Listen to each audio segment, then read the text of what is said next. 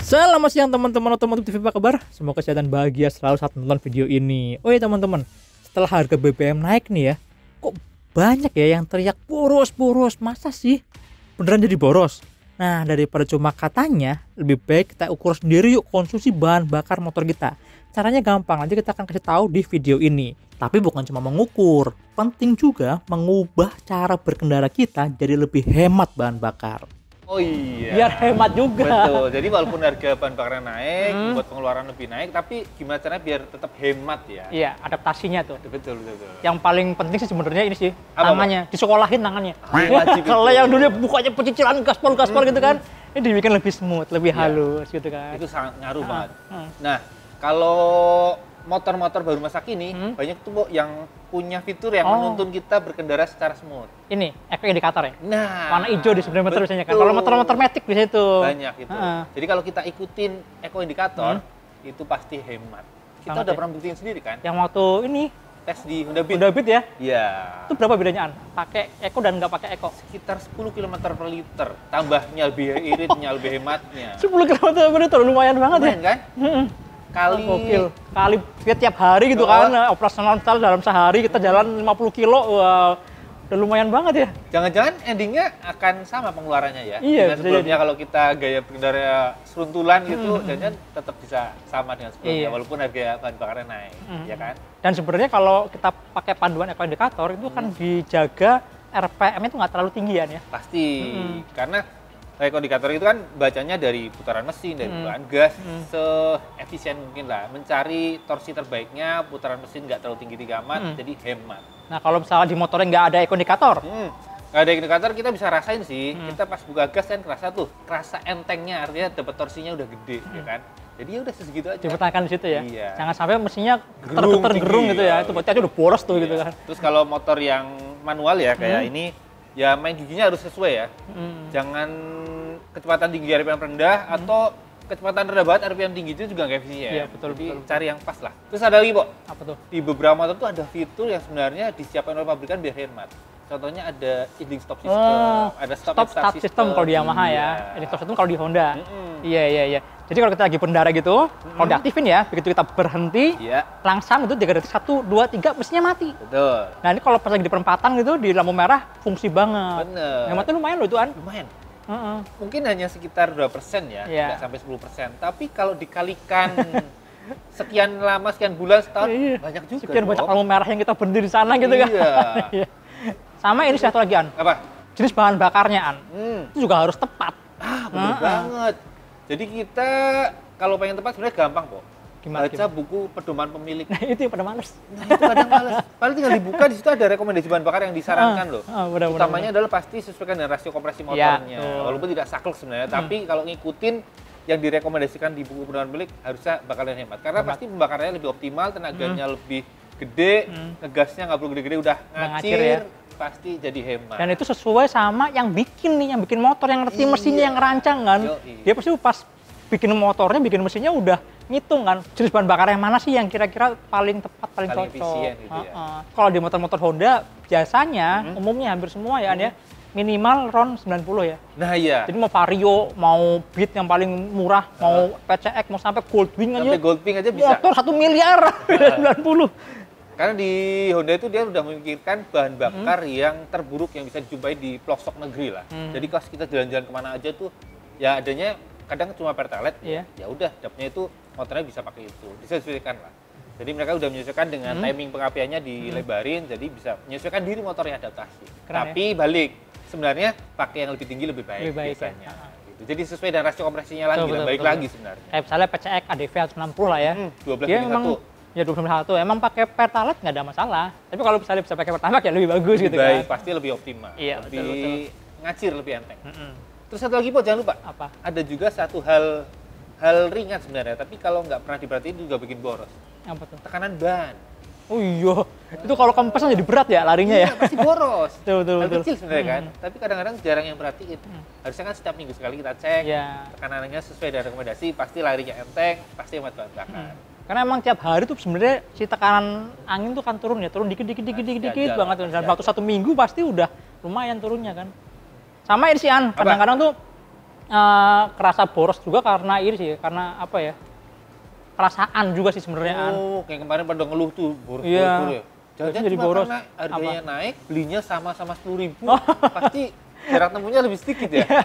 Ini sebenarnya sama nih kayak orang di rumahan. Kemarin di rumah tadi gitu kan cerita kan pulang dari rumah cerita, Mas kemarin tuh ada temen gitu kan, jadi kata boros gitu kan. Jadi kalau biasanya beli 50.000 bisa sekian kilo, sekali 50.000 cuma sekian kilo. Langsung krik ya iyalah kan patokannya jumlah uangnya ya. Kalau patokannya jumlah uang ya jelas lah. Karena kan yang dibeli lebih sedikit ya, otomatis jarak tempuh juga akan lebih pendek gitu kan. Aduh gubrak gitu. Harusnya yang dilihat kan dapatnya berapa liter, dapatnya sekian kilo. Nah, iya. Bukan beli 50.000, kok cuma bisa 3 hari sekarang gitu ya. Kok cuma bisa sekian kilo. Iya, ini kocak gitu. Itu ngitungnya salah berarti ya? Iya, betul jelasin. Harusnya gini harusnya ngitungnya gitu loh. Apa jangan jumlah uangnya tapi liternya gitu kan. Nah, gimana sih yang bener, Po? Nah, kalau cara ngukur keseimbangan bakarnya itu sebenarnya ada beberapa cara ya. Ya. Yang pertama tuh ini paling gampang. Ya, itu pakai di MID kan biasanya ada average fuel consumption kan. Bener. Indikator itu buat patokan. Ya. Itu paling gampang deh. Cuma sayangnya nggak semua motor punya indikator itu. Iya.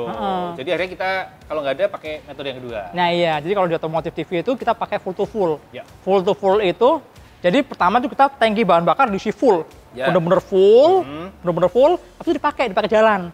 Nah setelah jalan kan dia akan turun kan, berkurang kan. Ya. Nah habis itu di-fullin lagi. Nah yang kedua itu jumlah bahan bakar yang kita isi yang kedua itu adalah bahan bakar yang kepake ya. Kepake selama trip perjalanan kita tadi gitu kan. Nah tinggal diukur jarak tempuh dibagi jumlah BBM yang terpakai. Tentu saja biar tahu jaraknya tadi waktu fullin pertama odometer dicatat atau tripnya di nolin. Iya ketahuan jaraknya. Jaraknya berapa? Cuma ini Po, kita biasanya melakukan minimal 3 kali. Oh iya benar 3 kali. Aman kan, biar lebih akurat. Terus nanti kita rata-rata. Iya. Terus paling ini jaraknya harus selalu sama, rutenya mirip-mirip gitu kan. Bobot pengendara juga kalau bisa sama. Orangnya sama di si ridernya gitu. Iya. Biar feeling buka gasnya itu mirip-mirip kan. Karena ya tadi beda tangan, beda bisa hasil ya pasti ya. Yang satu bukannya diurut, yang satu busuling cicilan sih akan beda banget jumlah hasilnya. Iya. Dan kalau menurut saya full to full itu sebisa mungkin ya jarak tempuhnya harus jauh. Iya dong. Karena semakin jauh, semakin apa ya? Dapatnya semakin akurat ya. Iya. Karena kalau misalnya terlalu pendek jaraknya, waktu kita ngefullin yang kedua, deviasinya tuh gede banget ya. Begitu waktu lagi ngisi bensinnya terlalu kencang gitu, terlalu banyak, ada yang tumpah dikit aja, udah banget. Hasilnya beda banget. Tapi kalau bener-bener sampai hampir habis gitu, nah perbedaan deviasi tadi nggak terlalu kerasa lah, kira-kira kayak gitu teman-teman. Kayak minimal sekali jalan sih minimal 50 kilo biasanya, Bu. Iya, minimal banget. Tapi kadang-kadang bisa sampai 100, sampai 200 kilo satu kali jalan, dia bener-bener ngabisin satu tangki gitu kan. Udah hampir habis, baru diisi. Dan itu 3 kali. Jadi kebayang dong ya, ribetnya saat kita ngetes ya. Dan ini teman-teman, harus sabar juga. Sabar waktu lagi ngisi, ngefullin lagi. Karena itu harus pelan-pelan banget ya. Kita harus memaksa si operatornya untuk Pak pelan-pelan, jangan sampai tumpah. Kalau begitu tumpah udah bubar gitu kan, kita harus pulangin tas lagi gitu. Dan sebenarnya ini bisa juga diakalin dengan lebih presisi ya kalau kita pakai gelas ukur.